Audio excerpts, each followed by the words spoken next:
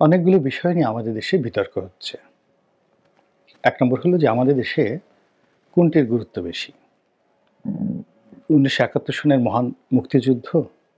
নাকি এই যে ২০২৪ সনে জুলাই-আগস্ট বিপ্লব হলো, যাকে সবাই ৩৬শে জুলাই বলার চেষ্টা করছে। ২ নম্বর হলো যে আমাদের একটা সংবিধান, ৭২ এর সংবিধান, সেটি আমরা পালন করব? নাকি নতুন একটা সংবিধান লিখে নেব বা রচনা করে নেব? এরপরে যে বিতর্কটি হচ্ছে সেটি হলো আমাদের এখানে একজন মাস্টার মাইন্ড আছেন, ইদানিংকালে বিপ্লবের মাস্টার মাইন্ড। তো তার একটি বক্তব্য অনেক আগের, থিওরিটিক্যাল। তিনি বোঝাচ্ছেন মানুষকে পালংবাদ। পালংবাদকে যিনি লালন করেন, পালন করেন। তা আমরা যেভাবে চিরাচরিত ধর্মীয় ব্যাখ্যা, ইসলামী কৃষ্টি এবং কালচার যেটাকে বলা হয়, সেটাকে আমরা মহান আল্লাহ রাব্বুল আলামিনের যে লালন করার এবং পালন করার ক্ষমতা, এটিকে আমরা বলি রব এবং রুবুবিয়ত। মানে যিনি এই কাজটি করেন তিনি রব, রিজিকদাতা। আর যে ক্ষমতার কারণে তিনি, বা যে অন্তর্নিহিত ক্ষমতার কারণে তিনি এই কাজটি করেন, সেটিকে বলা হয় রুবুবিয়ত। বাংলা ভাষায় রব এবং রুবুবিয়ত এটির আসলে কোনো প্রতিশব্দ হয় না। যেভাবে আল্লাহ রাব্বুল আলামিন, আল্লাহ শব্দটির কখনো বাংলা প্রতিশব্দ হয় না। কিংবা আলহামদুলিল্লাহ, আলহামদুলিল্লাহ হি রব্বিল আলামিন। তো এই যে সকল প্রশংসা বিশ্বজাহানের মালিক রবের, এর কারণ হলো এই যে আলহামদুলিল্লাহ, এখানে শুধুমাত্র প্রশংসা বা হামদ তো নয়, বা এখানে আলহামদুলিল্লাহ বলতে শুধুমাত্র গ্রেটফুলনেস নয়, কৃতজ্ঞতাবোধ নয়। আলহামদুলিল্লাহ এমন একটা বিষয়, যে বিষয়টি বলতে গেলে অ্যাটলিস্ট আমার মতো ক্ষুদ্র মানুষও আমি কয়েক ঘন্টা বলতে পারব। এখন আমাদের দেশে কি হলো কি, কোরআন ধর্মের যে ব্যাখ্যা, সেটা বেদ বলেন, উপনিষদ বলেন হিন্দু ধর্মের, কিংবা বাইবেল বলেন, ত্রিপিটক বলেন, অথবা কোরআন বলেন, হাদিস বলেন, এটি গত বহু বছর, শত শত বছর ধরে এটার একটা ধারাবাহিকতা চলে এসেছে। এবং সেই ধারাবাহিকতা অনুযায়ী আমরা আল্লাহকে জানি, চিনি এবং বিশ্বাস করি। তো সেই বিশ্বাস অনুযায়ী রব হলেন তিনি, যার সেই রুবুবিয়তের ক্ষমতা রয়েছে। আরবিতেই বলি রুবুবিয়তের ক্ষমতা রয়েছে, যিনি তার বান্দার প্রয়োজনটা বোঝেন এবং বান্দা তার যে প্রয়োজন ইন্টারনালি অ্যান্ড এক্সটার্নালি, যেমন ধরেন আমাদের শরীরের মধ্যে ক্যান্সার হয়েছে, এখানে একটা অ্যান্টিবডি দরকার, এটা রব বুঝেন তার রুবুবিয়ত ক্ষমতার মাধ্যমে। তো কাজেই ওখানে একটা অ্যান্টিবডি, আলাদা সেল তৈরি করে দেওয়া, এটা চাইতেছেন না বা চাচ্ছেন না। তো এরকম বান্দার প্রয়োজন ইন্টারনালি অ্যান্ড এক্সটার্নালি, বান্দা প্রার্থনা করুক বা না করুক, অথবা বান্দা চাক বা না চাক, তার প্রয়োজনের সামগ্রী বস্তুগত এবং অবস্তুগত, desire and expectation and dream, প্রত্যেকটি জিনিস যখন যেভাবে যতটুকু প্রয়োজন পরিমাপ করে যিনি পৌঁছে দিতে পারেন, তিনি হলেন রব এবং রুবুবিয়ত। তো এই যে আমি বক্তব্যটা দিলাম, এটা আমার নয়, এটি গত 1400 বছর ধরে মোরলেস এভাবেই প্রচার হয়ে আসছে। কিন্তু ইদানিংকালে আমাদের বাংলাদেশে কিছু জ্ঞানী আসছেন, পণ্ডিত আসছেন, দার্শনিক আসছেন, যারা এই রব এবং রুবিবিয়তকে বাংলাতে রূপান্তরিত করার চেষ্টা করছেন, এবং এই যে রুবিবিয়ত যে শব্দটি, এটিকে তারা বলার চেষ্টা করছেন পালংবাদ, যিনি লালন পালন করেন। লালন পালন করেন, এখন লালন পালন যদি আপনি করেন, তাহলে গরু ছাগল লালন পালন, মুরগি লালন পালন, আপনি যদি প্রজনন বলেন, মানুষ প্রজনন, ছাগল প্রজনন, একই অবস্থা হয়ে যায়। তো কাজেই মানুষের যে রিপ্রোডাক্টিভ হেলথ এবং ছাগলের রিপ্রোডাক্টিভ হেলথ সেম হবে না। এখন এই যে পালংবাদ নিয়ে এখন খুব, যেহেতু এই লোক কত জ্ঞানী, ভীষণ রকম জ্ঞানী, সে এত কিছু খুঁজে একটা তত্ত্ব বের করেছে পালংবাদ।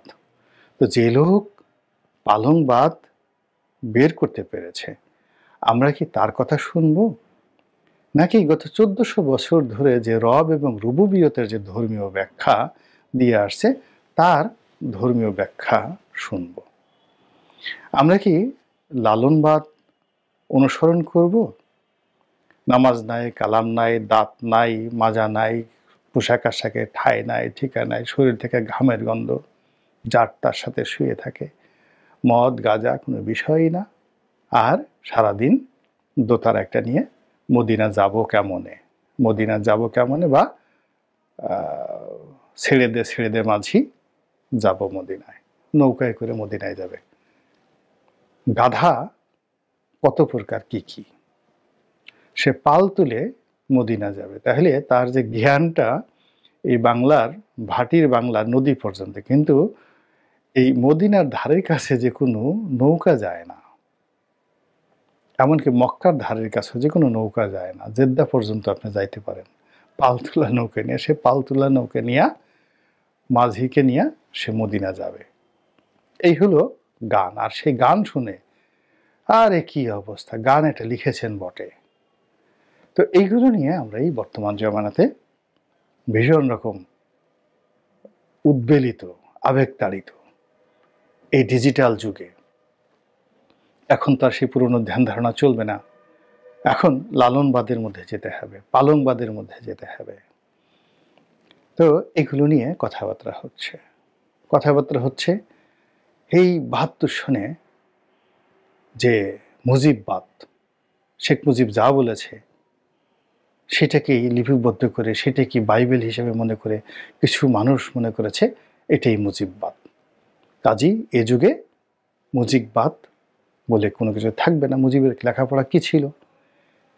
সে কি পালংবাদ নামে কোনো জিনিস করেছে? সে কি পালংবাদ বুঝতো? সে কি সুফিইজম বুঝতো? সে কি লালন ফকিরের উপর তার কোনো গবেষণা ছিল? তার আবার বাদ কি? মুজিবের আবার বাদ কি? অতএব মুজিববাদ বাতিল। আর ওই সময় যে সংবিধান হয়েছে, যেহেতু মুজিববাদের বাদ দিচ্ছি, ফলে ওই মুজিবের সংবিধানও বাদ। এখন আমরা নতুন যে সংবিধান করব পালংবাদ নিয়ে, লালনবাদ নিয়ে। তো এই জিনিসগুলো এখন খুব বেশি আলোচনা হচ্ছে। ধর্মকর্ম নিয়েও মানুষ ভীষণ রকম ব্যস্ত। অর্থাৎ মুহাম্মদ রাসূলুল্লাহ সাল্লাল্লাহু আলাইহি ওয়াসাল্লাম তার জমানাতে সকলেরই পেশা ছিল, স্বয়ং আল্লাহ রসুলেরও পেশা ছিল। তিনি ব্যবসা করতেন, বাণিজ্য করতেন। তিনি ব্যবসা বাণিজ্য করে ধনসম্পদ আয় করেছেন, উত্তরাধিকার সূত্রে ধনসম্পদ আয় করেছেন, এবং যুদ্ধ লব্ধ মাল তিনি অর্জন করেছেন। তো তার যে সম্পদ উপার্জন ব্ল্যাক অ্যান্ড হোয়াইট। সাহাবীদের জীবনও তদ্রূপ, সবারই পেশা ছিল। কিন্তু এখন পেশা হলো ওয়াজ করা। ওয়াজে কি করবে? যে নতুন দুটো জিকির করবে, 3টা ডিজে গান করবে, 4টে চুটকি বলবে, তারপরে 5টা মিথ্যা কথা বলবে, অপছন্দের রাজনৈতিক দলকে 100টা গালি দেবে। সব মিলিয়ে 1.5 থেকে 2 ঘন্টা নাচ, গান, কৌতুক পরিপূর্ণ একটা বিনোদন।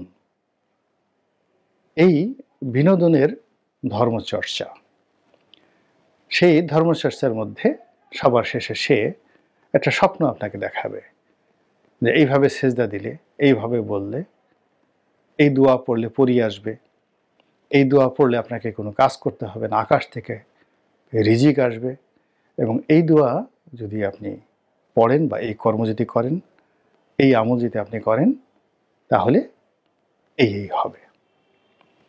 আর লোকজন এগুলো শুনে কাজকর্ম বাদ দিয়ে, যেমন ওয়াজে যে গেল, আগের দিন সে হয়তো যে কঠোর পরিশ্রম করেছিল বা বিরাট একটা স্বপ্ন দেখেছিল, তারপরের দিন চিন্তা করলো এগুলো আর দরকার নেই, বাকি জীবন আমি এগুলো করে করে কাটাবো। ফলে কি হলো, ক্ষুধা, দারিদ্রতা, বেকারত্ব প্রান্তিক লেভেলে দরিদ্র মানুষের মধ্যে সীমাহীনভাবে বেড়ে যাচ্ছে।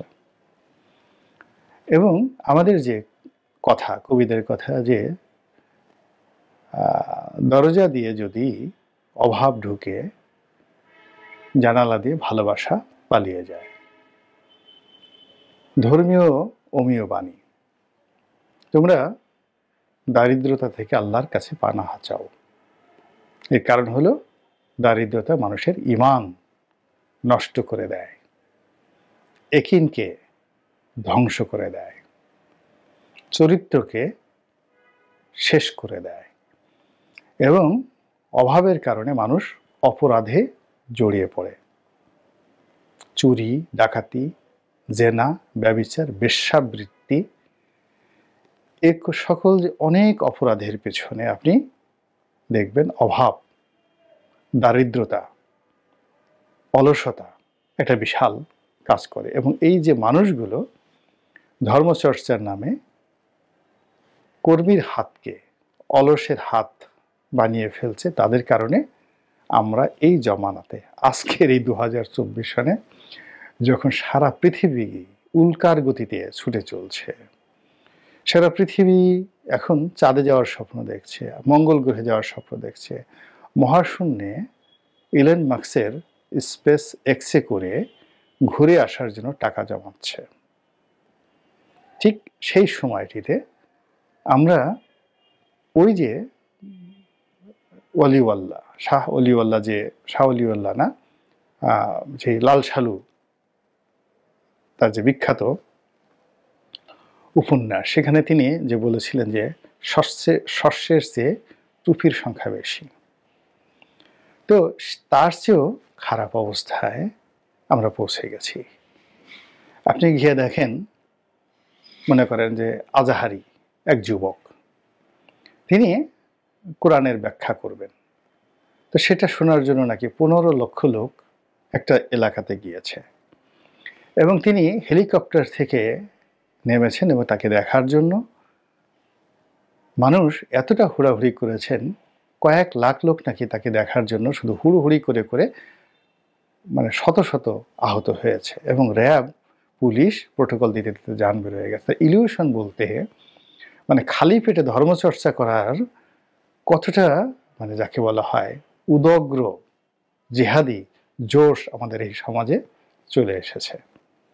এগুলো নিয়ে যারা রাষ্ট্রচিন্তক আছেন তাদেরকে ভাবতে হবে যে আমরা এই খালি পেটে ধর্মচর্চা করব, নাকি কাজ করে ভরা পেটে সন্তুষ্ট চিত্তে আল্লাহর শুকর গুজার বান্দা হব, আলহামদুলিল্লাহ বলবো, এবং আল্লাহর ফরজগুলো, সুন্নতগুলো, রাসূলের সুন্নতগুলো অনুসরণ করব, নিয়মিত মসজিদে যাব, এবং যেভাবে 1400 বছর ধরে এই পৃথিবীর ধর্মকর্ম চলে আসছে মুসলিমদের, যেভাবে 5000 বছর ধরে, তারও বেশি সময় ধরে, 10,000 বছর ধরে, সেই বৈদিক যুগ, সিন্ধু সভ্যতার যখন আর্যরা এলো তখন থেকে যে হিন্দু ধর্ম চলে আসছে, আমরা কি সেভাবে চলবো, নাকি এখন নতুন যে সকল ফেতনা ফেসাদ, বিজেপি যেভাবে বলছে, আরএসএস যেভাবে বলছে, নরেন্দ্র মোদী যেভাবে বলছে, ইসকন যেভাবে বলছে, সেভাবে চলবো?